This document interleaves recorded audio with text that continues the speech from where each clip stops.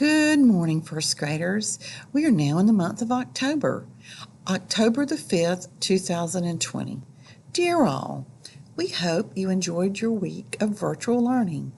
Thank you so much for returning your work to your teacher. Today, we will continue learning about Benjamin Franklin.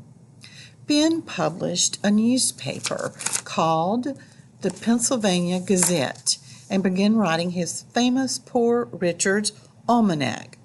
This book was full of clever sayings and made Ben very popular. He began to serve as a clerk in the Pennsylvania Assembly in 1736. He was elected to the Assembly in 1751. What is your favorite fact about Ben?